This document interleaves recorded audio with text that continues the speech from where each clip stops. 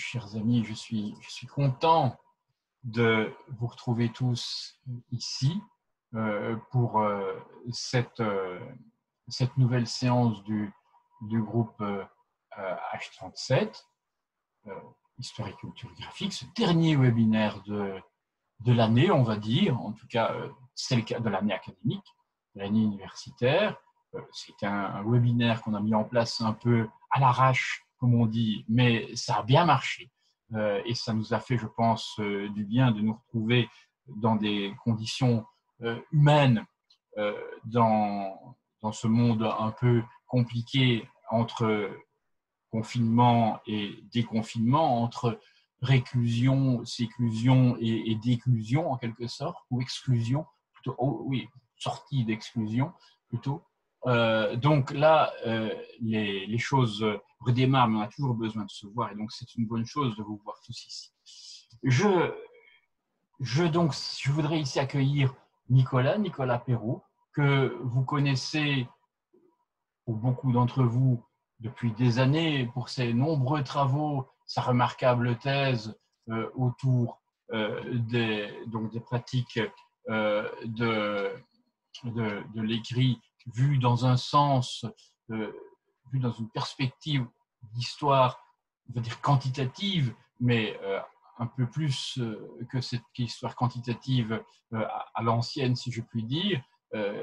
Nicolas, comme vous le savez, est un grand artisan du numérique, des humanités numériques dans le meilleur sens du terme. On l'a vu défendre, soutenir une magnifique thèse autour de l'écriture du monde, dans laquelle il a exploité un gigantesque corpus de chartes médiévales qu'il a réunies au fil des années et dont il va nous parler alors dans les prochaines minutes. C'est un grand spécialiste de ces enquêtes de longue haleine qui, ainsi, par le biais d'analyses critiques et techniques très sophistiquées, de data mining, de fouilles de données profondes, arrive à des résultats historiques importants et impressionnants. Et c'est dans ce sens-là c'est pour ça qu'on est content de l'avoir avec nous. Alors Nicolas, on le connaît ici. Nicolas, on se connaît depuis des années et on était heureux, et je le suis d'ailleurs toujours, d'avoir l'opportunité de t'accueillir à Namur et à Louvain par le biais d'un postdoc que tu avais eu l'an passé. Et puis, coup de chance, te voilà maintenant au LAMOP en même temps. Tu quittes donc presque immédiatement le postdoc qui avait été prévu. Mais ce n'est pas grave, parce que l'essentiel est fait, c'est-à-dire les relations que nous avons tissées, que nous avions commencé à tisser, et maintenant que tu as encore affermi avec la Belgique, et c'est une très bonne chose. Et c'est aussi un peu une sorte de remerciement et de tour de piste que tu vas qu'on te propose ici. Avec cette discussion qu'on va avoir ensemble. Donc voilà, j'ai bien assez parlé et maintenant je me tais et je te laisse nous abreuver de ta science. Oula, merci beaucoup. Alors je vais déjà partager l'écran si ça fonctionne. C'est tout bon de votre côté? Paul, tu as coupé ton micro. Tout fonctionne? Tout fonctionne très bien, c'est parfait. Tout va Parfait. bien. Merci beaucoup. Et donc, c'est parti. Et merci beaucoup, Paul, pour ta présentation. Alors, bonjour à toutes et tous. En premier lieu, je tiens à remercier Paul et toute l'équipe H37 pour avoir organisé ce webinaire, y compris pour les séances antérieures, qui furent tout à fait passionnantes. J'aimerais poursuivre, si vous le permettez, par une citation issue de la culture populaire, un dialogue du film Crésus de Jean Giono, paru en 1960. Celui qui a 1000 francs, il s'achète une bicyclette. Il en a pour la vie. Celui qui a 1 million, quand il se sera acheté une bicyclette toutes les années pendant 20 ans, c'est le bout du monde. Mais celui qui peut s'acheter 10 000 bicyclettes par seconde pendant 10 000 ans, alors celui-là, il a peur. Quel lien me direz-vous entre cette phobie des grands nombres et l'étude des textes anciens? En 2020, la situation des corpus documentaires médiévaux numérisés, et plus encore sans doute des corpus diplomatiques, pourrait sembler paradoxale. Ces premiers existent en effet en grand nombre depuis maintenant plusieurs décennies. Les médiévistes ont en effet été de grands numériseurs, si je puis dire, et ceci dès le début de la seconde moitié du XXe siècle. C'est dans cette discipline que les plus grands corpus numériques de documents anciens sont disponibles, d'une part parce que le corpus antique est beaucoup plus réduit, d'autre part car les corpus modernes sont peu édités, donc peu numérisés. Pour la période médiévale, donc, on peut dire que ces numérisations ont été réalisées en grand nombre, ce qui est évidemment une excellente chose, mais aussi qu'elles ont été globalement peu exploitées. Ce constat n'est pas entièrement nouveau, et dès 2009, Benoît-Michel Toc indiquait, je cite, que curieusement, ces bases de données et de textes diplomatiques sont sous-utilisées et n'ont pas, ou pas encore, révolutionné la diplomatique comme elles auraient dû le faire. Prenons quelques exemples. Il est bien connu que le premier corpus de textes anciens numérisés est le Corpus Thomisticum, dont la numérisation par Roberto Busa a commencé dès 1949. Il y a plus de 70 ans donc. Or, à ce jour, la base n'a fait l'objet d'aucune étude quantitative, stylistique ou encore sémantique globale. Cette situation est en fait quasi généralisée. Les tentatives d'exploitation systématique des grands corpus textuels historiques sont en fait rarissimes. À ma connaissance, le corpus des inscriptions latines, dont le premier volume est paru en 1863 et qui est aujourd'hui largement numérisé, n'a jamais fait l'objet d'une tentative d'exploitation globale. Il en va de même, par exemple, pour le Corpus Christianorum ou les Acta Sanctorum. Alors, comment expliquer cette contradiction entre notre capacité à accumuler des corpus, d'une part, et à les exploiter, d'autre part? Faut-il en déduire que ces outils n'ont en définitive qu'un intérêt limité? Il me semble au contraire que c'est précisément parce que ces bases constituent une révolution paradigmatique, au sens où l'entendait Thomas Kuhn en 1964, qu'elles ont et restent encore sous-employées. Cette situation de blocage relatif n'est en effet ni imputable à la formation des historiens, qui pourraient très bien se former, ni même aux évolutions technologiques. La méthode historique telle qu'elle est conçue depuis le XVIIIe siècle est en effet particulièrement efficace lorsqu'il s'agit d'étudier un nombre limité d'occurrences. Une lecture attentive des grands textes de la méthode montre que l'approche par échantillon, fondée sur une conjonction d'une thématique, d'une chronologie et souvent d'une région, est le fondement du métier d'historien. Or, les bases de données proposent et posent la question documentaire d'une façon sensiblement différente parce qu'elles proposent d'exploiter des corpus complets, de faire varier les jeux d'échelle, mais aussi d'exploiter des ensembles beaucoup plus larges. Que faire, par exemple, des 500 000 mentions de Terra que nous rencontrons dans les bases de données numérisées ou encore des 700 000 Sanctus, hors Acta Sanctorum? Pour évoquer quelques-unes des possibilités envisageables, seulement quelques-unes bien entendu, j'ai choisi de vous présenter un métacorpus de documents diplomatiques intitulé Cartae Europae Medievi ou CEMA. On tâchera d'en montrer la logique en précisant à la fois sa structure et ses possibilités d'extension future. Dans un second temps, l'intervention sera consacrée à des exemples précis qui tenteront de montrer l'intérêt de la base. Un troisième temps de l'intervention sera consacré aux possibilités ouvertes par le corpus en matière de sémantique historique. Débutée en 2009, puis essentiellement développée pendant ma thèse, la base des CEMA a été entièrement refondue ces dernières années. Elle contient aujourd'hui environ 230 000 chartes, soit environ 75 millions de mots. Cet ensemble n'existerait évidemment pas sans des programmes antérieurs ayant numérisé des chartes massivement, parfois dès les années 60. Le plus gros pourvoyeur des CEMA pour l'actuelle France est ainsi Chartae Galliae, aujourd'hui disponible sur la plateforme Telma, dirigée par Paul. Mais il y a aussi les CBMA, Scripta, les cartulaires d'Île-de-France et les originaux de l'Artem. S'ajoutent à cela d'importants corpus européens comme le DITS Project, le Diplomatarium Norvegicum, Diplomata Belgica, Monasterium, les DMGH, Aposcripta, la Württembergisches Urkundenbuch, les cartulaires de la Fondation Noguera, ainsi que ceux du Codice Diplomatico de la Lombardia Medievale. Ces grands ensembles ne doivent toutefois pas cacher une situation hétérogène. Si l'on entre dans les détails, les CEMA incluent des actes en provenance de plus de 900 fonds différents ou éditions différentes, de taille extrêmement variable. Ainsi, plus de 570 sous-corpus contiennent moins de 20 actes, tandis que Cluny, Saint-Gall, la cathédrale de Barcelone, Sant Cugat, Cava ou encore l'ESA en comptent au moins 1000. Alors, pourquoi avoir réuni un tel corpus?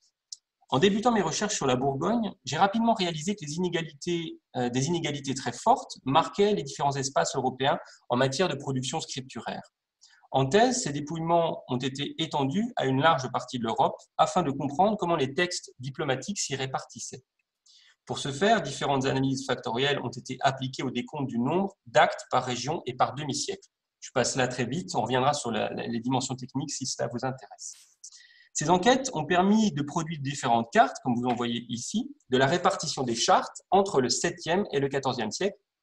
Donc, vous pouvez voir la synthèse donc, pour le 10e, 14e, ici en haut. Afin de m'assurer du sens à donner à cette répartition très marquée, j'ai choisi aussi de cartographier en parallèle les édifices dits romans, en géolocalisant l'intégralité des cartes disponibles dans la collection Zodiac, qui indique plus de 8600 édifices.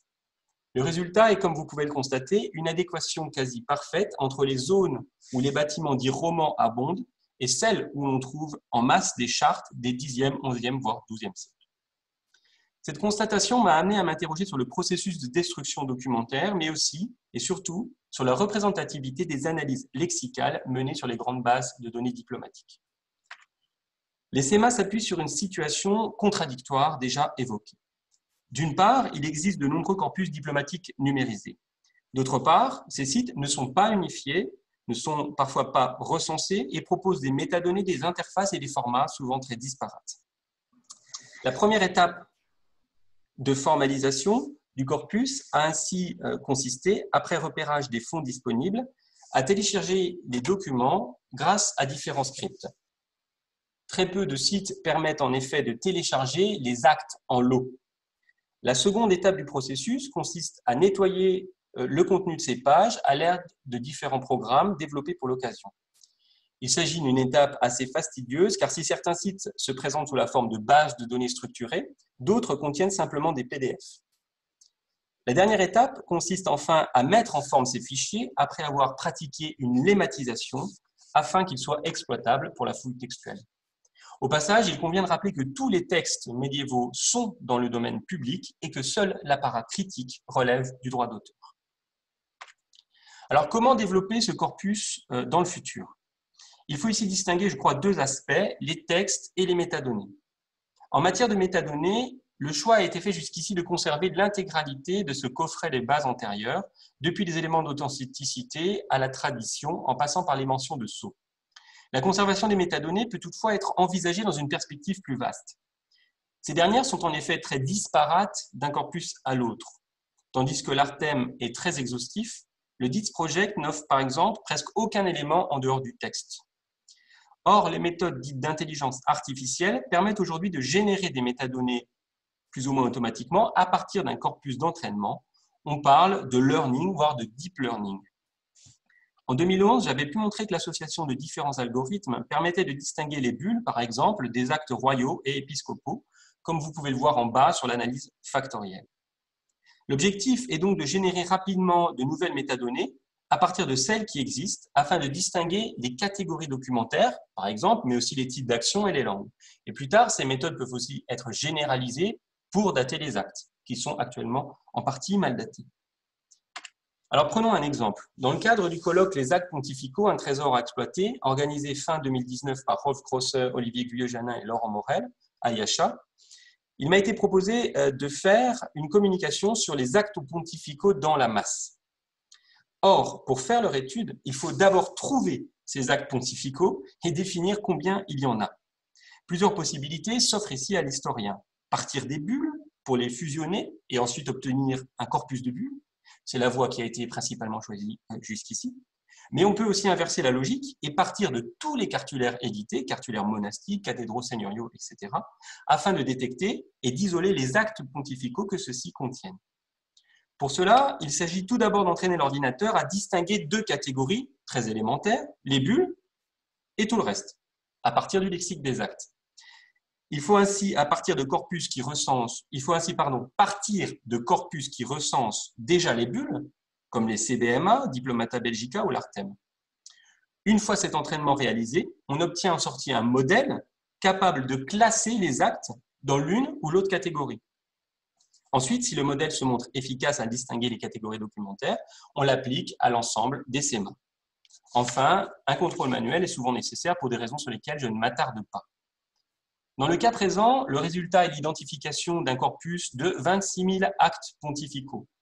Les nouvelles métadonnées produites sont alors réinjectées dans le corpus, ce qui ouvre la porte à des enquêtes comparatives, par exemple sur la spécificité des bulles, les circulations à partir de l'écrit pontifical, la richesse et le formalisme de ces textes. Il faudrait bien entendu généraliser ce type de méthode avec pour objectif de renseigner automatiquement les métadonnées de l'ensemble du corpus. On aboutirait ainsi à un corpus enfin exploitable beaucoup plus finement et on produirait de nouvelles connaissances, par exemple sur l'écriture des actes provenant de telle ou telle chancellerie ou de telle institution. De la même façon, différents algorithmes sont en cours d'application au corpus afin de repérer les doublons et de les éliminer. Il s'agit d'un cas assez fréquent, en particulier pour les actes du Haut Moyen-Âge. Mais le degré de variance de ces textes multi-édités oscille beaucoup, avec parfois, pour deux versions d'un même acte, de simples modifications dans la ponctuation, comme dans cet acte d'Honorius III que vous voyez ici, mais aussi parfois d'importantes variations, comme dans l'acte de Grégoire VII. Les méthodes pour repérer les doublons doivent donc prendre en compte cette variabilité de la variance pour être efficaces. L'intérêt est toutefois triple. Dans le cas des SEMA, ce processus d'élimination permet d'obtenir des corpus beaucoup plus fiables. Cela ouvre ensuite à une analyse des pratiques éditoriales. Pourquoi, quand et comment un acte est-il multi-édité? Enfin, si l'on se détourne des méthodes, ces méthodes de leur fonction initiale, elles permettent aussi de belles enquêtes sur les remplois, puisqu'elles identifient les passages copiés d'un texte à l'autre. Leur utilité va donc bien au-delà de la diplomatique et pourrait se révéler précieuse en théologie, par exemple, ou en géographie. Enfin, le dernier domaine, et là je vais très vite, pour l'extension des SEMA, possible des SEMA, est aujourd'hui bien connu, c'est la reconnaissance optique de caractère. Alors, si la diplomatique peut s'enorgueillir des travaux de Dominique Sussman concernant l'écriture manuscrite, qui est une voie royale, il me semble, pour les futurs corpus, les SEMA pourraient déjà bénéficier d'une extension à partir de l'ossérisation des éditions existantes, seulement en mode image. En créant une chaîne de traitement adaptée, on peut sans trop s'avancer dire que des centaines de milliers d'actes supplémentaires pourraient être ajoutés au corpus. Avec des moyens très simples. Ici, j'ai les exemples, c'est tout simplement pris en photo avant d'être ossérisé, avec un smartphone. Donc, voilà, on obtient des choses assez correctes malgré que l'acquisition soit médiocre. Mais comment aller ensuite plus loin et mesurer, par exemple, la richesse des textes inclus dans ces SEMA? Il s'agit d'une difficulté récurrente en diplomatique qui pose différentes questions en lien avec les formulaires, les connaissances lexicales et scripturaires des scribes. Comment en effet définir si un scribe ou un scriptorium est plus riche qu'un autre? C'est une aporie à laquelle se heurtent de nombreux historiens, mais qui peut trouver une solution grâce à l'apport des mathématiciens, en particulier Zipf et Mandelbrot. Une adaptation de ces hypothèses a été développée par le linguiste computationnel Stefan Evert sous la forme d'un package R. Le processus de mesure de la richesse lexicale est en fait relativement simple. L'algorithme calcule le nombre de lemmes uniques dans un texte ou un corpus en partant du premier mot en allant jusqu'à la fin du texte. Au départ, tous les mots rencontrés sont nouveaux, mais progressivement, les mots que le programme inspecte ont déjà été vus, si bien que la courbe, comme vous le voyez, s'infléchit. Ainsi, plus la courbe monte rapidement et se maintient en haut, plus le lexique est riche. Mieux, comme on peut comparer cette richesse dans un paquet de 500 mots, de 1000 mots ou de 10 000 mots, cette approche permet de comparer des corpus de tailles différentes. En l'occurrence, le graphique compare ici la richesse des chartes du Haut Moyen-Âge, des capitulaires, de textes hagiographiques de la même période et enfin de diplômes seuls, authentiques ou avec les faux. On constate ainsi, même si c'était attendu, que les capitulaires sont plus variés lexicalement que les diplômes, mais que cette variété est nettement plus élevée encore en hagiographie. Toutefois, toutes les enquêtes rendues possibles par un corpus européen comme les SEMA ne sont pas aussi évidentes. Lors du travail sur les actes pontificaux, je me suis par exemple demandé si les historiens savaient à quelle époque le lexique des bulles était le plus riche. Le résultat d'un petit sondage sur Twitter, présenté ici, pointèrent essentiellement les 12e, 13e siècles. C'était l'avis plus massivement partagé. Mais ça montre aussi une hésitation avec une belle dispersion des résultats. Or, ce que l'enquête sur la richesse du lexique pontifical a fait apparaître, ce sont des résultats assez inattendus. Comme vous pouvez le voir, à gauche, la richesse lexicale des actes des 7e, 9e siècles est en effet nettement plus élevée que celle des 10e, 12e siècles à droite. Ces résultats sont assez surprenants et contredisent plusieurs intuitions historiographiques, en particulier celles affirmant que l'usage de formulaires pontificaux, je pense au Liber Diurnus, aurait fortement standardisé l'écriture de ces actes dans le haut Moyen-Âge.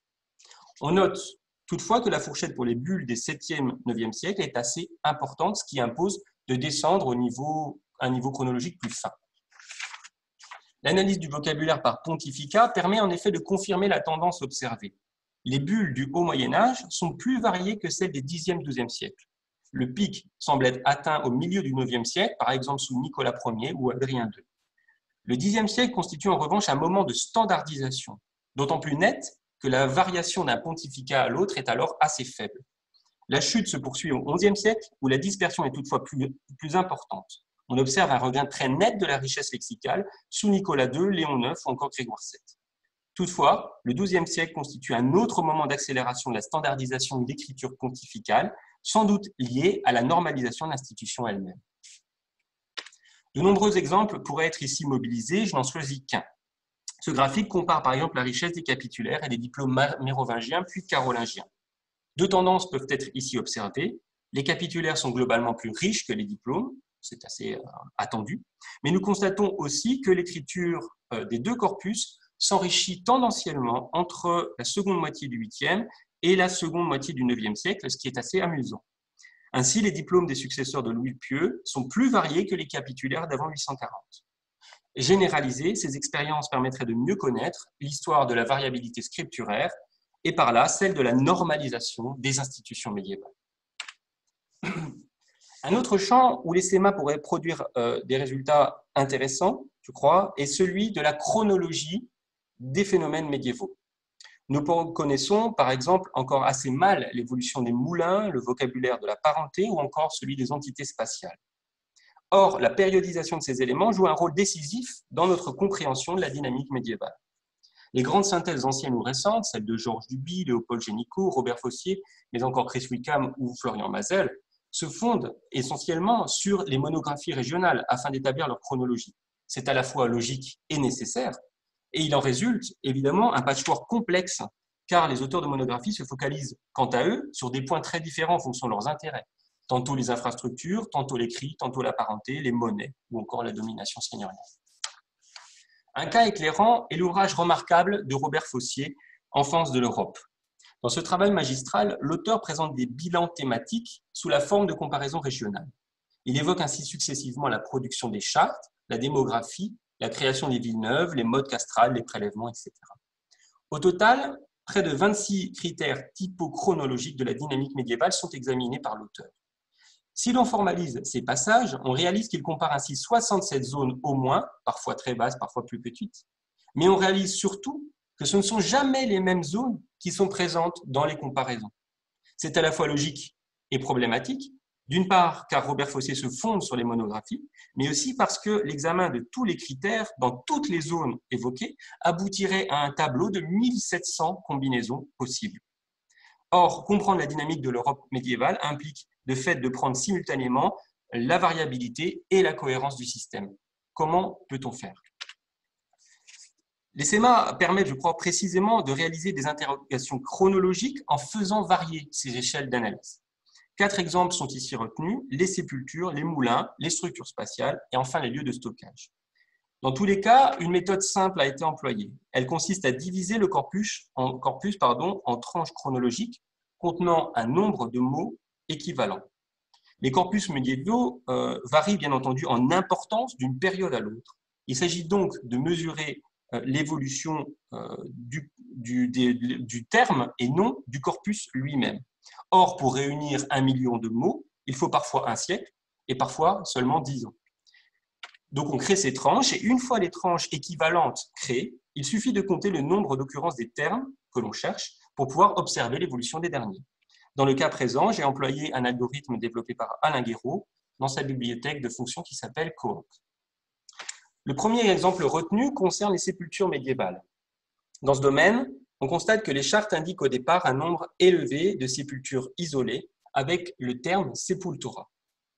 Puis arrivent massivement, à partir du XIe siècle, les occurrences de climterium et d'atrium. Ce mouvement coïncide, comme vous pouvez le voir, avec les chutes de mention de sepultura. Cette évolution lexicale confirme différentes hypothèses de Michel Lowers et pose différentes questions.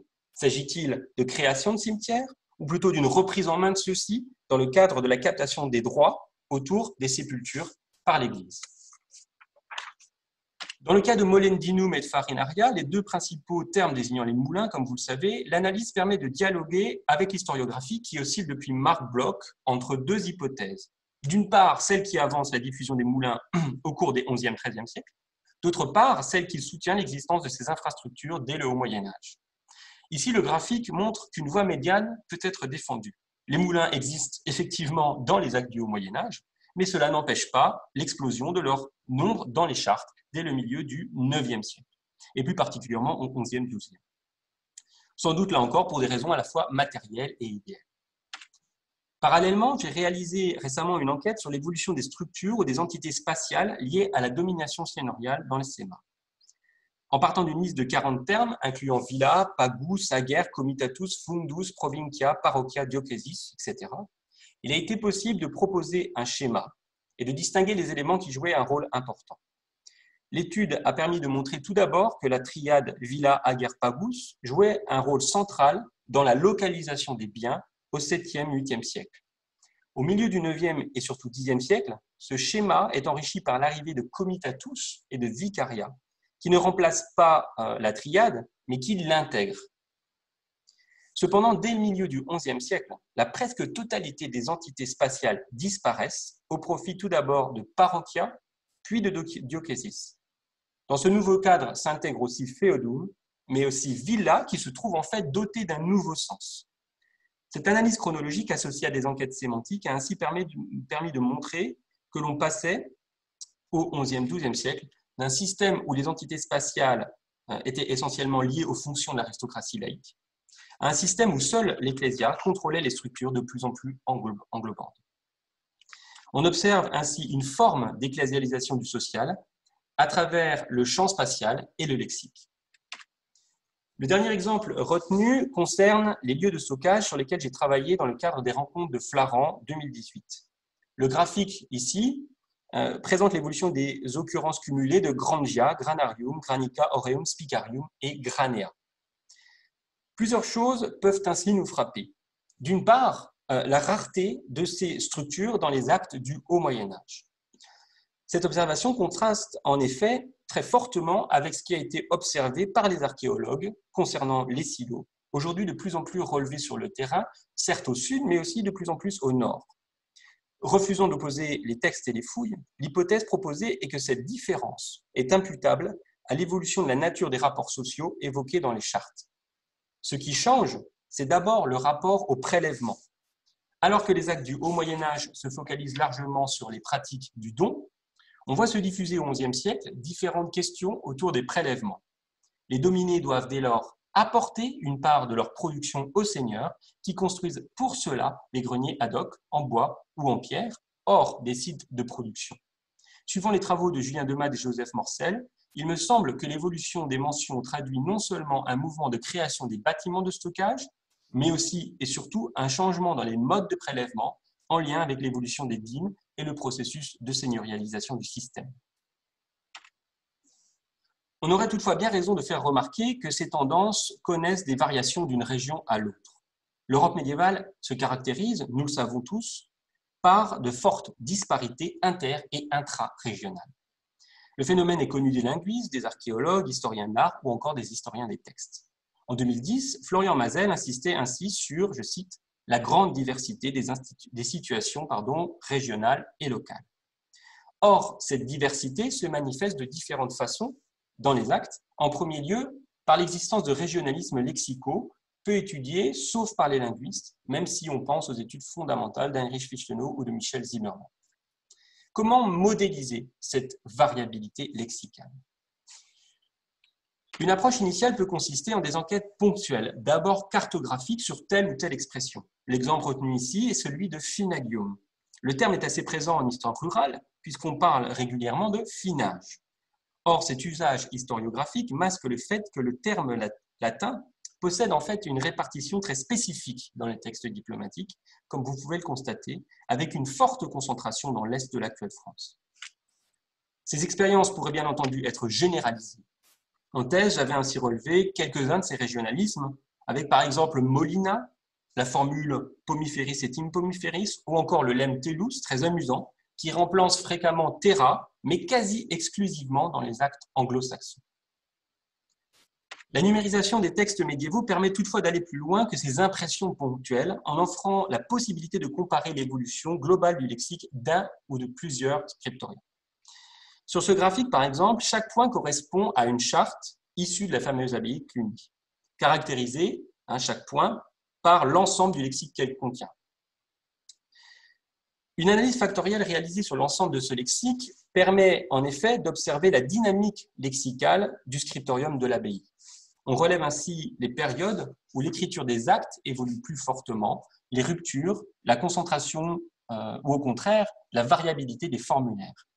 Ici, nous observons que le vocabulaire clunisien est d'abord relativement homogène jusqu'au premier quart du XIe siècle, puis que les actes évoluent et surtout se diversifient fortement au XIe et XIIe siècle, pour enfin évoluer de nouveau rapidement en vers et devenir aussi plus cohérents au XIIIe siècle sur des bases lexicales nouvelles. Ces méthodes globales peuvent bien entendu être étendues pour mesurer la variabilité régionale.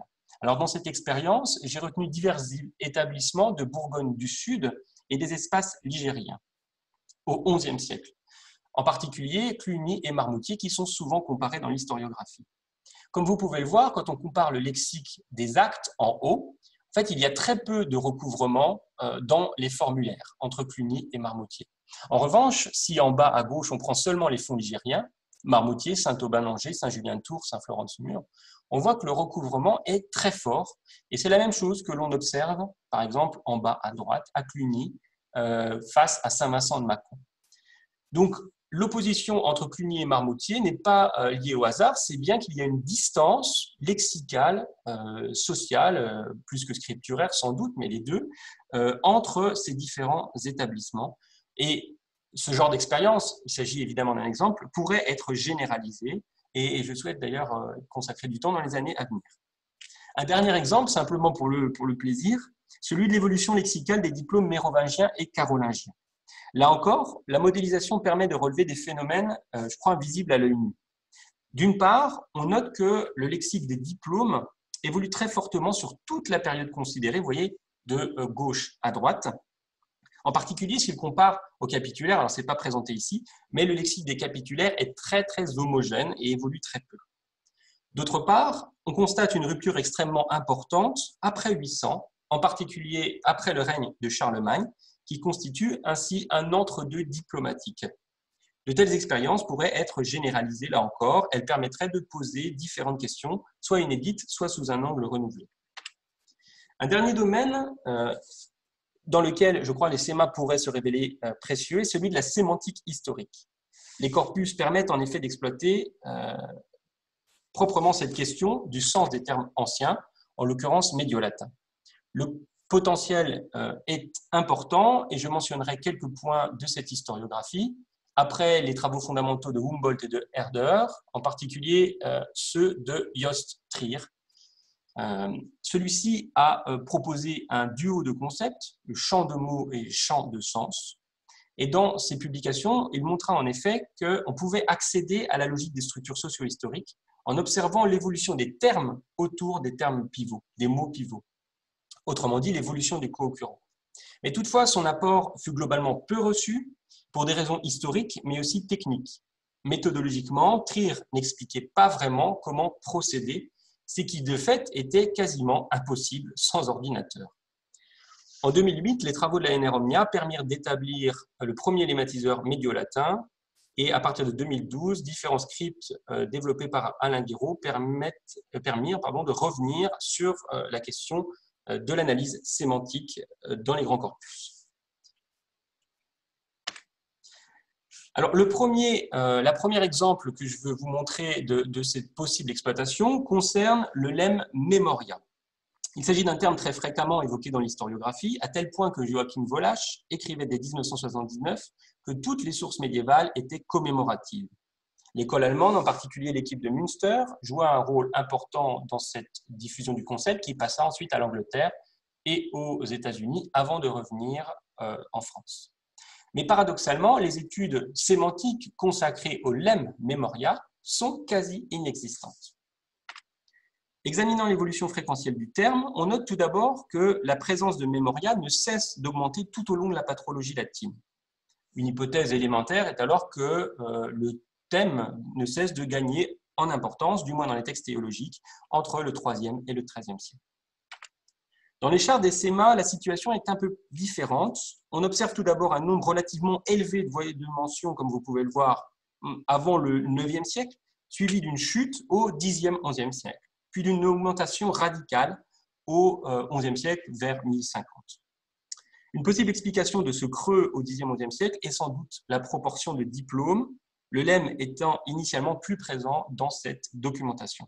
Ce biais de corpus corrigé, bientôt, grâce aux métadonnées fournies par l'intelligence artificielle, eh bien, la tendance serait probablement aussi, comme dans la patrologie, une augmentation assez linéaire tout au long de la chronologie. Alors, que signifie memoria? Dans les chartes, on constate que qu'autour du terme apparaissent 5 catégories sémantiques. Tout d'abord, le bien, le bon. Deuxièmement, l'oubli. Troisièmement, le temps.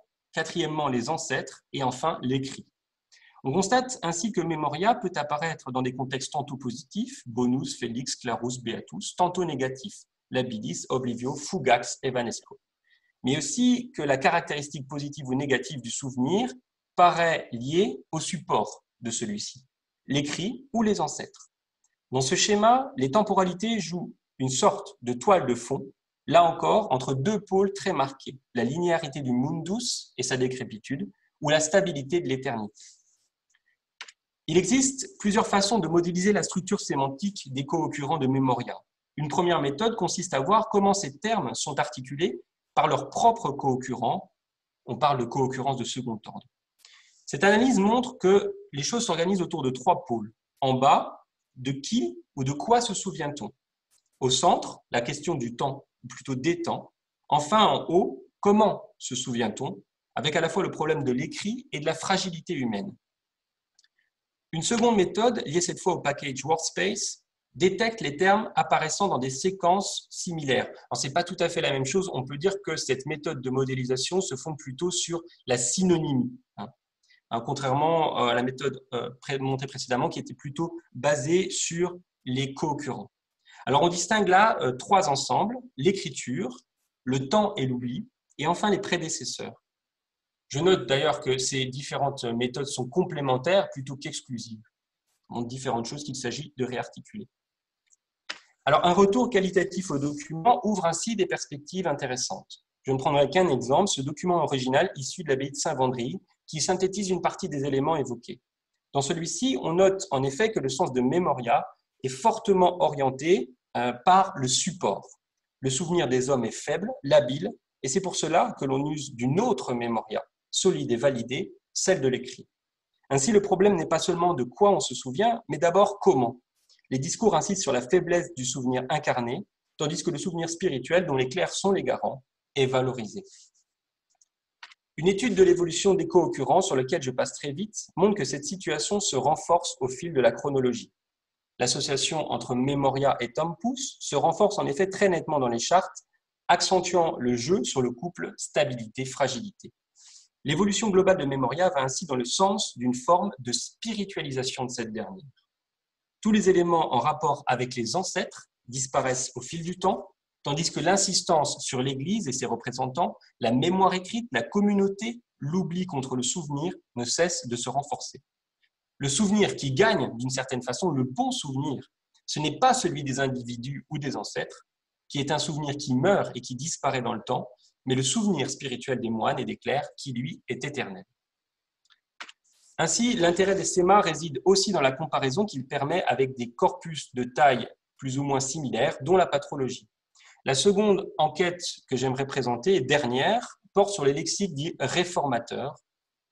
Elle a été réalisée dans 2 cadres distincts, les journées Reformatio, organisées par Marie Dejoux, et le dictionnaire critique de l'Église, dirigé par Dominique Yonyapra, Alain Rouel et Frédéric Gabriel. J'ai proposé une étude sur la sémantique de ce lexique, corrigo, correctio, reparo, reparatio, reformo, reformatio, etc. Cette réflexion s'inscrit dans le cadre du renouveau du concept de réforme et de réforme grégorienne chez les médiévistes. Alors, plusieurs éléments se sont distingués dans l'enquête.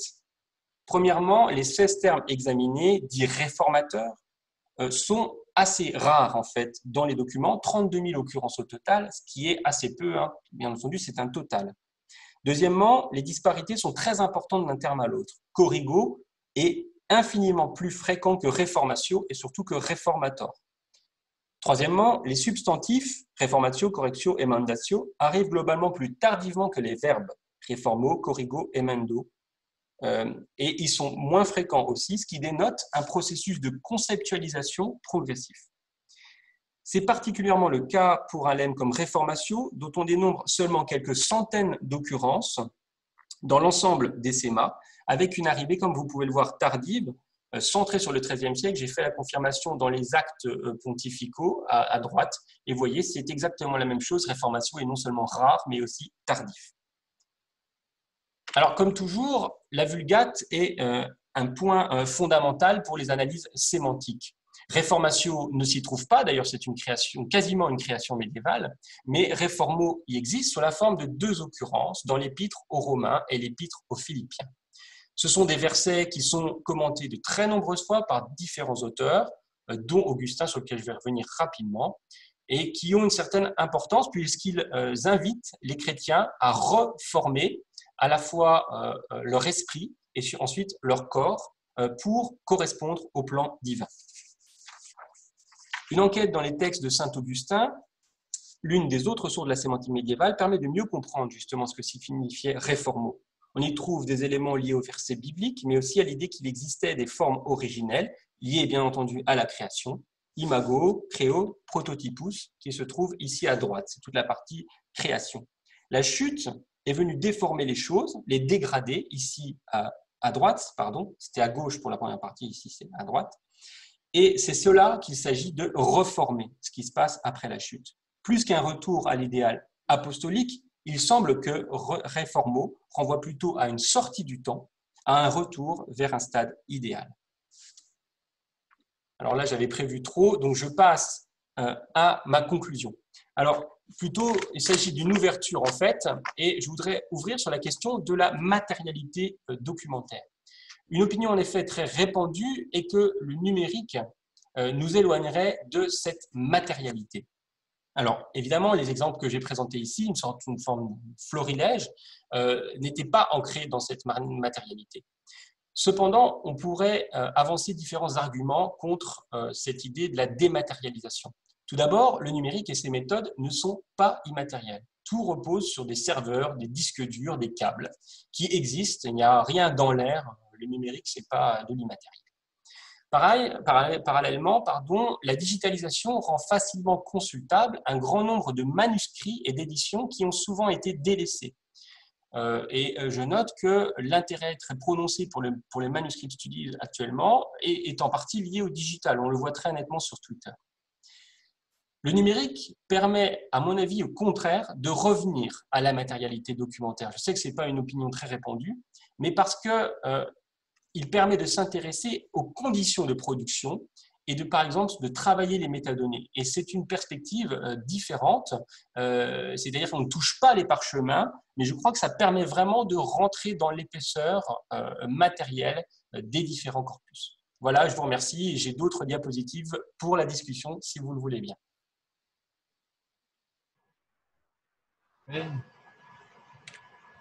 Merci beaucoup, Nicolas, pour ce magnifique exposé. C'est vrai qu'on n'aurait pas, ça ne nous aurait pas dérangé trop, je pense qu'on peut parler pour l'auditoire, ça ne nous aurait pas dérangé davantage que tu puisses encore nous parler quelques minutes de plus du reste, mais il faut aussi évidemment donner un long temps, le temps nécessaire pour bien discuter.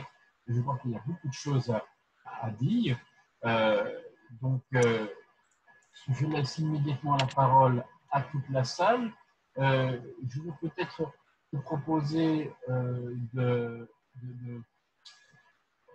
ne plus partager ton écran afin de permettre ainsi à chacun d'ouvrir sa caméra et de discuter immédiatement, soit en demandant la parole des visus, soit en demandant la parole par le biais du fil de conversation. Donc là, moi j'étais surpris, plutôt surpris quand je t'entends, parce que c'est toujours d'une simplicité et d'une force impressionnante. On a des difficultés à parfois reprendre son souffle par certains moments lorsque on se trouve face à certaines démonstrations qui semblent totalement évidentes et qui remettent en question quand même beaucoup de choses.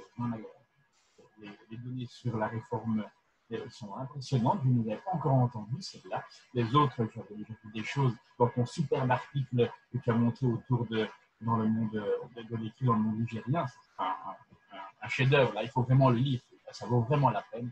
Pour moi, tu arrives là au sommet à mon avis, tu vas encore le dépasser, ce sommet, mais on est au meilleur de ce que tu peux faire.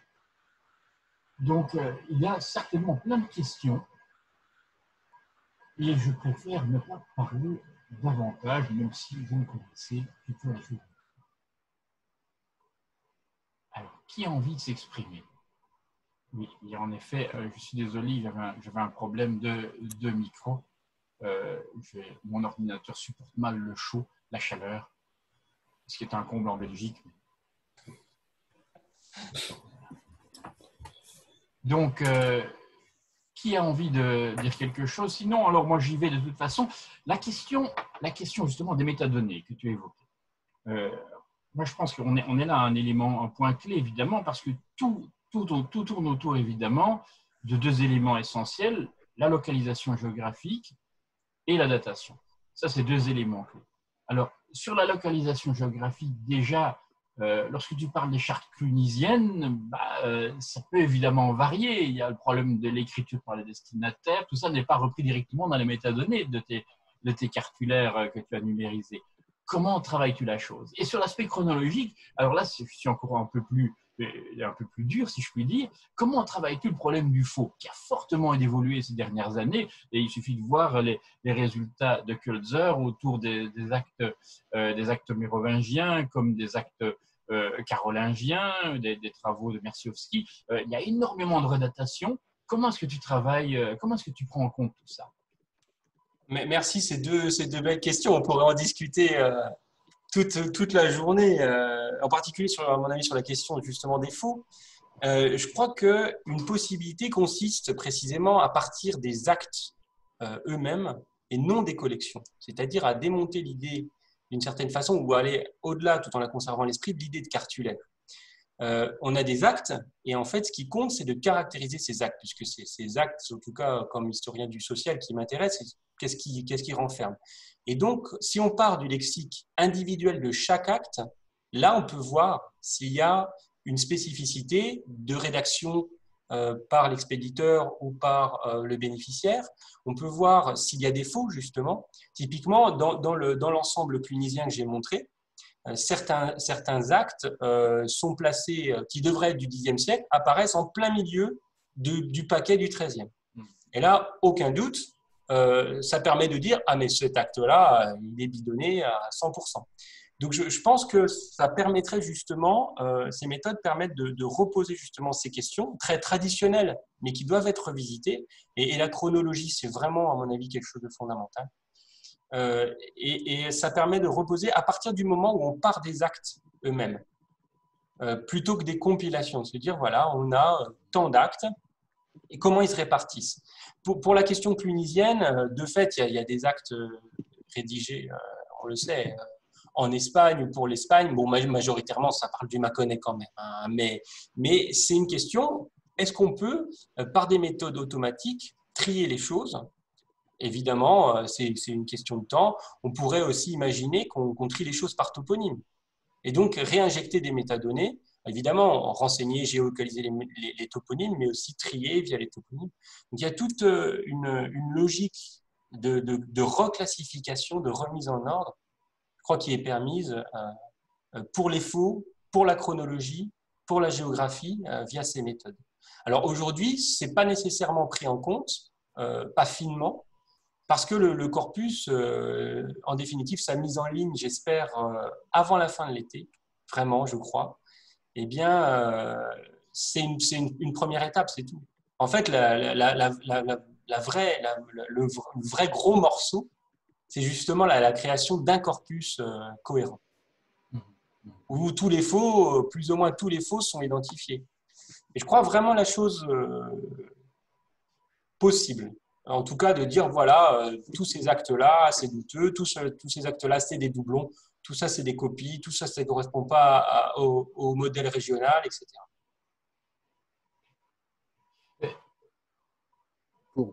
Est-ce que je peux, pour compléter justement la question, est-ce que tu fais le distinguo également entre les actes laïques, entre laïcs et les autres, et est-ce qu'il y a un moyen de le faire en particulier? Parce que là, on peut voir dans certains espaces qu'il peut y avoir des différences importantes dans les documents, dans les textes. Alors, c'est une bonne question, et aussi, de la même façon, si le problème m'était posé, je dirais, eh bien, je partirais des actes encore une fois eux-mêmes. Je demanderais à l'ordinateur, est-ce que tu vois des différences entre ces types d'actes ou pas? Alors, il y a deux méthodes. Soit on demande de faire de la classification à partir de l'ensemble ou d'un sous-paquet chronologique du corpus, et puis on voit si l'ordinateur arrive à distinguer deux groupes, actes de laïque et actes de clerc, ou alors on l'entraîne sur des actes identifiés d'une part comme des actes de laïque et d'autre part des actes de clerc, et ensuite on lui dit, est-ce que tu arrives à reclasser un paquet qui n'a pas été classé? S'il arrive, on peut confirmer, oui, il y a bien une différence, et dans ce cas-là, on extrait le lexique, c'est-à-dire qu'on sort tous les mots spécifiques à l'un ou l'autre paquet, en fonction des époques. S'il n'y en a pas, ben on conclut que de fait, il n'y en a pas. Donc je pense qu'il faut vraiment… L'avantage de ces corpus, c'est que ça permet vraiment de retourner au document. Contrairement à ce qu'on a pu dire sur le numérique, c'est ça que je voulais insister à la fin, c'est que ça ne nous sort pas du document, ça nous fait vraiment retourner au document. Ok, merci Nicolas. Merci à toi. Il y avait Hélène, oui. Oui, merci. Alors j'avais une question, enfin j'avais même deux questions tout à fait pratiques et techniques. La première qui m'est venue pendant que tu parlais, c'est tu as montré que tu arrivais à ossériser à partir de photos, même de photos de téléphone. Tu utilises quel logiciel? C'est une question tout à fait pratique. Comment on ossérise à partir d'une mauvaise photo prise dans des archives avec un téléphone? Et la deuxième question qui vient de me venir en t'écoutant là, à propos de ta mise en ligne du corpus, c'est génial, bon, je suis ravie de l'annonce de cette excellente nouvelle, évidemment. Est-ce qu'il y aura une modalité pour te faire des retours? Parce que régulièrement, quand je regarde dans Tellement, enfin, ou dans des corpus comme ça, quand les chartes concernent les régions que je connais, il y a des erreurs d'identification de gens, de lieux, des petites bricoles, mais autant les corriger, autant quand on les croise, le signaler quelque part. Est-ce qu'il y aura une modalité de retour? Et est-ce que tu seras capable ensuite de gérer tout ça, tous les gens qui vont te dire, ah, tel truc, c'est pas là, mais c'est à 20 km plus loin. Enfin bon, les choses super pénibles à gérer en général. Voilà, juste une petite question technique, sinon beaucoup d'admiration pour tout ce que tu as dit. C'est tellement complet, énorme, rapide, que même sur le fond, j'ai encore du mal. Enfin, j'ai un peu de mal à formaliser, j'aurais sans doute des choses à dire, mais plus tard. Là, c'est juste du matériel technique. Merci en tout cas. Merci beaucoup Hélène. J'ai été trop vite comme souvent, mais bon, c'est toujours le plaisir de partager et d'échanger avec vous toutes et tous. Et alors, merci pour tes deux questions. Alors, sur les logiciels d'OCR, alors, un petit élément de pub, parce qu'on est en train de faire un manuel suite à des journées qu'on a organisées avec Paul, Nicolas Ruffini, Sébastien Valériola et Étienne Cuvillier sur justement le traitement des corpus. Il y aura toute une partie sur l'ossérisation. Donc, on est en train de faire ça avec une belle préface a priori de Paul, s'il est toujours d'accord. Donc, il y aura des éléments. Alors, concrètement, aujourd'hui, pour les logiciels, il y a plusieurs possibilités, logiciel libre ou logiciel propriétaire. Alors, évidemment, il faut toujours se tourner vers un logiciel libre dès que possible. Fondamentalement, il y a Tesseract, qui est un élément très solide, avec différents modèles interrogeables en ligne de commande, mais qui dispose aussi d'interfaces. Il y a Transcribus, qui est a priori plutôt pour faire la transcription automatique à partir des écritures manuscrites, ce qui est utilisé par exemple dans le programme Home de Dominique Stutzmann, ou même ses programmes antérieurs. Mais en fait, dans le cadre justement des journées qu'on a organisées sur le traitement des corpus avec les collègues précités, eh bien, on a utilisé Transcribus pour faire de l'OCR sur des éditions 19e. On a fait Guérard Notre-Dame, en fait, les cartulaires de Notre-Dame, et c'est passé. Donc voilà, et évidemment, il y a la solution propriétaire, ABI, qui donne des bons résultats, mais des difficultés de mise en page. Alors, bon, j'ai dit que ça donnait des bons résultats, même avec des photos pas terribles, mais grosso modo, le plus important, c'est quand même d'avoir des bonnes photos. Si possible, l'idéal, si on veut aller vite, parce qu'un scanner, c'est toujours très lent, c'est d'utiliser un appareil photo avec trépied. Voir un smartphone avec trépied, ça marche très bien. Comme ça, on utilise pour déclencher soit la voix, soit un déclencheur externe, ce qui évite que l'objectif tremble tout le temps.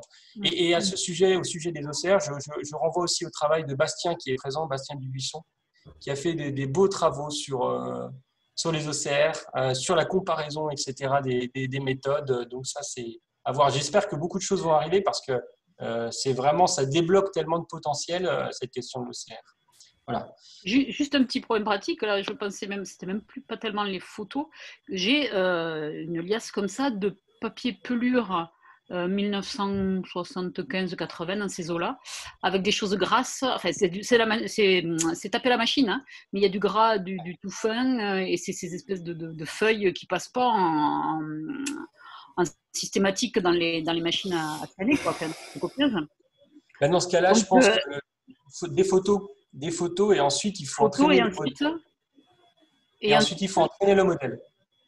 C'est-à-dire qu'il faut créer un modèle spécifique pour ton tapuscrit pour que le logiciel, s'il a du mal avec ces caractères qui sont un peu baveux, etc., les reconnaisse. Donc en fait, il faut partir d'un modèle et ensuite on apprend sur son propre document le logiciel à vraiment distinguer. Alors parfois on prend le nouveau modèle qu'on a créé seulement ou on combine le modèle nouveau et le modèle ancien pour arriver à quelque chose. Mais je suis dans le même cas que toi, il y a des cartulaires 19e manuscrits faits par des érudits que j'aimerais bien passer aussi à l'OCR pour pas que ça reste dans les archives, donc je vois bien. Et pour ta deuxième question sur les SEMA, sur les retours, alors ce qui serait bien, déjà, bon, c'est de créer une équipe pour la diffusion parce que de fait, moi, même si j'ai passé un temps fou sur ces actes depuis plus de 10 ans maintenant, à les réunir et à les traiter, c'est le résultat de travail d'équipe depuis plus de 50 ans. Et donc, ce serait vraiment bien de créer une équipe pour pouvoir justement avoir ce système de retour, de pouvoir vraiment renseigner. Et là, on retourne à l'idée que chaque acte doit être renseigné spécifiquement.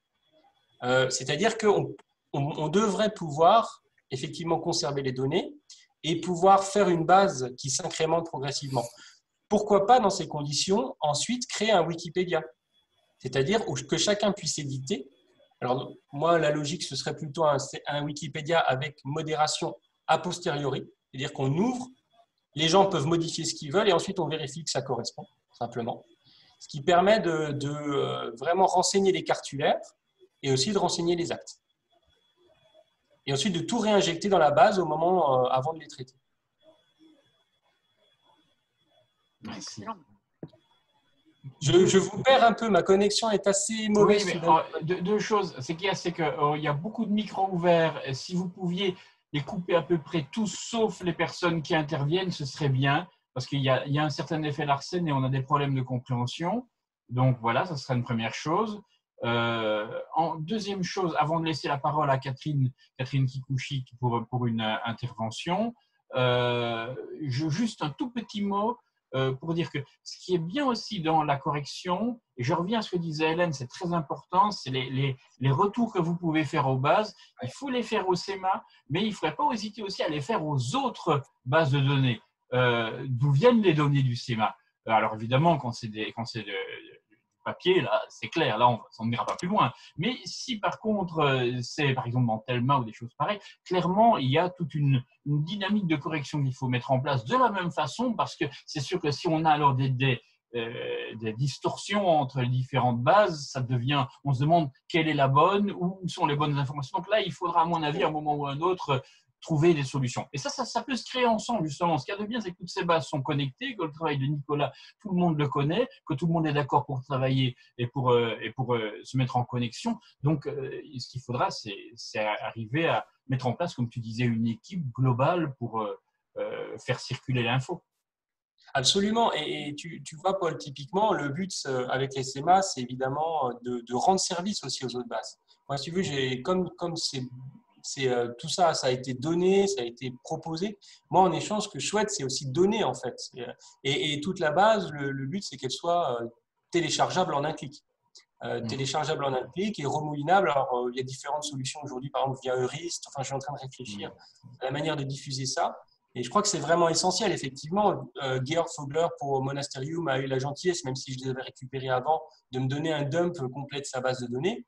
Évidemment, je ne vais pas travailler ensuite les choses dans mon coin et ne jamais… L'idée, c'est plus de faire une sorte de répositoire où on stocke les données, quitte à les rediffuser ensuite et puis à les remanipuler. Parfait. Merci. Catherine, c'est à toi. Oui, merci beaucoup. Vraiment, merci Nicolas, c'était passionnant. J'ai appris plein de trucs et puis, oui, d'un point de vue méthodologique, ça donne vraiment tellement de perspectives. Donc, c'était passionnant. Merci beaucoup. J'avais deux questions qui sont un peu interconnectées. Je me demandais d'abord si, quand tu parlais de mesurer la richesse lexicale, donc ce que tu montrais sur la question des bulles en lien avec les formulaires pontificaux, etc., je me demandais si les moments où tu vois que la richesse lexicale augmente beaucoup, est-ce que tu arrives à voir, ou à avoir des hypothèses plutôt, parce que j'imagine que ce n'est pas encore tout à fait mesurable, s'il y a des emprunts lexicaux importants et d'où ils viennent.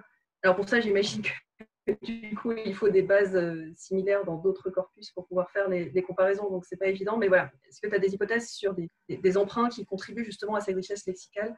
Notamment, je me demandais éventuellement si, mais alors plutôt peut-être sur la fin du Moyen-Âge, s'il y avait des emprunts de lexicaux entre des sources plutôt laïques et des sources plutôt ecclésiastiques. Voilà, je me demandais ça, mais c'est peut-être tout à fait pas pertinent. Et un peu dans le même ordre d'idée, je me demandais aussi si, de façon peut-être un peu plus micro que ce que tu nous as montré, tu arrivais à voir si parfois on avait vraiment des apparitions de termes, mais vraiment complètement des apparitions, pas seulement une augmentation de l'occurrence. Et les exemples qui me venaient en tête en t'écoutant, c'est les études qui ont été faites, mais d'un point de vue purement qualitatif, hein, sur les concepts économiques. Je pense notamment aux travaux de Sylvain Piron sur la notion de risque, de résicum, ce genre de choses. Est-ce que tu arrives à… Alors, peut-être que sur ton corpus, ce n'est pas forcément ce type de vocabulaire qui est le plus pertinent, mais voilà, je me demandais si on arrivait à voir ce genre de choses et donc aussi à avoir des changements vraiment conceptuels et pas simplement de phénomènes économiques et sociaux. Merci beaucoup. Merci à toi. Merci pour cette très belle question aussi. Sur la question des emprunts lexicaux, effectivement, alors moi j'avais fait une petite analyse sur les capitulaires et les diplômes. Et typiquement, en comparant les capitulaires donc mérovingiens-carolingiens et les diplômes mérovingiens-carolingiens, je m'étais aperçu qu'il y avait très peu de liens entre les deux corpus, mais qu'en revanche, il y avait beaucoup de liens entre les capitulaires carolingiens et les actes lombards. Et donc ça, c'était assez curieux. Et en fait, ça s'expliquait peut-être par la circulation des scribes de Lombardie à la cour de Charlemagne. Donc on peut effectivement voir ce genre de choses dans les circulations d'actes. Je pense que c'est effectivement quelque chose qu'il faudrait voir. Alors, d'une certaine façon, que signifie l'évolution de la richesse lexicale? Ça peut être des emprunts, mais je me dis toujours que si les actes évoluent, c'est d'abord parce que la structure sociale évolue. Et en l'occurrence, à peu près à chaque fois que j'ai regardé, dans les établissements monastiques, au moment où il y a une restructuration spatiale, où le nombre d'actes augmente, là, on observe une standardisation du lexique. Alors, c'est assez logique, puisque une fois qu'ils passent beaucoup d'actes, ils écrivent toujours les mêmes actes. Mais ça veut aussi dire qu'à partir du moment où il y a une explosion de la dynamique, on rentre dans une forme de standardisation sociale, de normalisation, où on fait beaucoup de fois la même chose. Donc, je pense que ces évolutions de vocabulaire, on peut les voir sur différents plans, sur la question des emprunts, sur la question de la richesse elle-même, c'est-à-dire est-ce que le scribe utilise un vocabulaire riche, et aussi sur la question sociale, sachant que les dimensions différentes sont articulées, et c'est vraiment passionnant. Et pour la question qui est aussi très importante de l'apparition des termes, alors moi j'avais fait ça, j'en vois assez souvent en fait des termes qui apparaissent, qui sont des pures créations médiévales, et je crois d'ailleurs que c'est une grande force de l'Europe médiévale que d'inventer des concepts. Sa force, elle n'est pas nécessairement technique, mais c'est une force conceptuelle. Pour le cas de paternitas qui m'avait intéressé, c'est un terme totalement absent de l'Antiquité, typiquement, et qui apparaît une seule fois dans la Vulgate et qui en fait est développé au Moyen-Âge. Donc on a tout un tas de concepts comme ça qui sont inventés. Pour réformatio aussi, il apparaît quelques fois dans les textes antiques, mais je me demande si ce n'est pas lié au fait que les scribes médiévaux copient ces textes. J'ai trouvé que 5 occurrences. Donc ensuite, c'est quasiment une création médiévale. Et on pourrait généraliser cette question aux différents lexiques. Et c'est même relativement simple. Il suffit de prendre, par exemple, on prend, j'imagine, tout le corpus antique. On coupe le corpus médiéval en deux, avant 10e, après 10e, et puis on demande de sortir tout ce qui apparaît après le 10e. Et comme ça, on obtient tous les mots uniques, les créations médiévales. Et c'est une petite manipulation pas très difficile à faire, mais après, il faut écrire les articles sur ces inventions conceptuelles. C'est ça le plus dur d'une certaine façon. Mais c'est très, très facilement isolable, je pense. Et il y en a beaucoup. Alors, est-ce que dans ces questions de la création du lexique autour des marchés, etc., là, je renvoie à la belle thèse en cours de Sébastien de Valériola, qui nous éclairera sans doute sur ces questions. Alors, si je peux juste rebondir un tout petit peu, donc merci, hein, c'est du coup sur les créations de mots, oui, c'est vraiment, vraiment intéressant. Sur la question de l'augmentation des actes et de la standardisation, en fait, mais c'est peut-être parce que c'était un corpus bizarre, mais moi j'ai observé l'inverse en fait sur les privilèges. Ah oui. Alors sur mon petit corpus de privilèges vénitiens, enfin tu vois, c'est vraiment très, très, très réduit par rapport à tout ce que tu as fait. Mais j'avais constaté que la période où ils en produisent énormément, c'était justement à un moment où il n'y a pas trop de standardisation, où ça part dans tous les sens. Alors, et ça se standardise quand ça se calme après. Ah oui, calme après. Parce que souvent, il y a une explosion avant la standardisation. C'est-à-dire c'est le moment où en fait l'institution, on lui demande tellement de choses différentes qu'on ne lui demandait pas avant. Dans ce cas-là, elle se diversifie.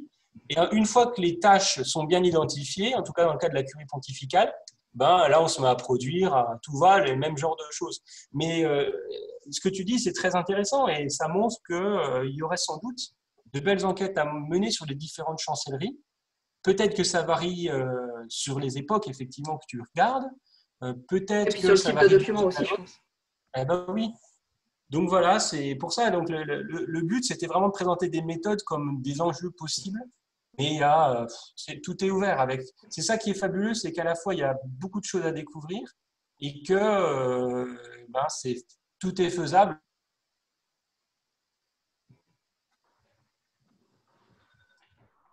On a perdu la voix de Nicolas. La voilà qui revient. J'ai eu une déconnexion, pardon. Voilà, ça va, tout va bien. Tu es rentré, tu es revenu, c'est l'essentiel. Merci pour les questions. Voilà. Voilà, donc, mais je pense qu'on va en rester là. Il est 15h17, c'est déjà très bien. Ce que nous a montré ici, cette démonstration méthodologique très importante de Nicolas, c'est le fait que, d'abord, beaucoup de choses sont encore, beaucoup de terrains sont encore à analyser, beaucoup d'idées toutes faites sont probablement à déconstruire par cette étude des mots en eux-mêmes, qui reste c'est peut-être l'élément essentiel, c'est qu'on parle bien de mots et donc des concepts qui sont derrière. Et évidemment, ça n'élimine pas, on n'élimine pas l'histoire en faisant ça. On la renouvelle, c'est tout. On repense autrement l'histoire. C'est très important. Il ne s'agirait pas de dire, comme l'avaient dit en son temps les gens qui avaient écrit le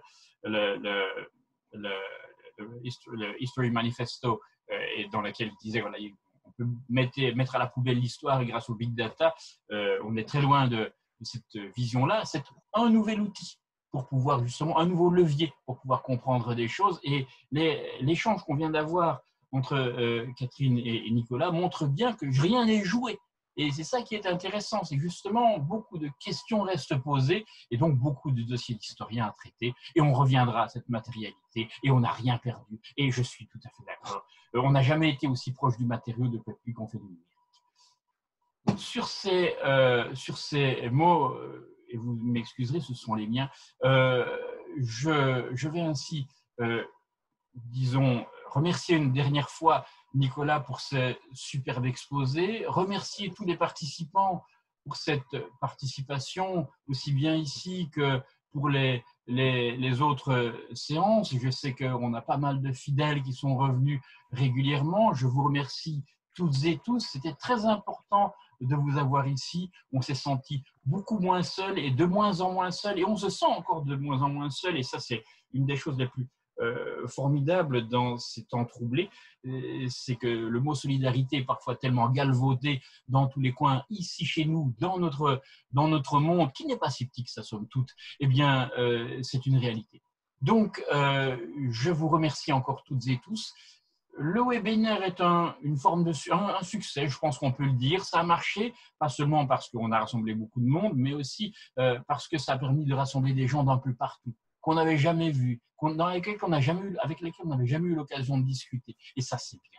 Des gens plus jeunes, des gens plus âgés, des gens, disons, plus expérimentés, d'autres au début du travail, certains qu'on n'a pas entendus, d'autres qu'on va entendre plus tard. Moi, j'aimerais qu'on continue cette aventure du webinaire, si c'est possible et si vous en avez envie. Et j'espère qu'on va pouvoir relancer ça dès la rentrée, dès que les choses vont redevenir normales. Elles vont redevenir, je l'espère, en tout cas, c'est mon souhait le plus cher.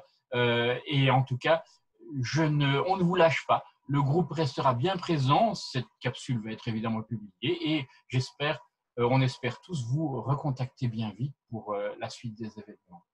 Je vous souhaite donc, et je remercie encore Nicolas, je vous souhaite à toutes et à tous une très bonne soirée, une excellente semaine, une année qui se termine sereinement dans les meilleures conditions. Que tout se passe bien pour tous, chacune et chacun d'entre vous. Merci encore et à bientôt. Merci beaucoup. À bientôt.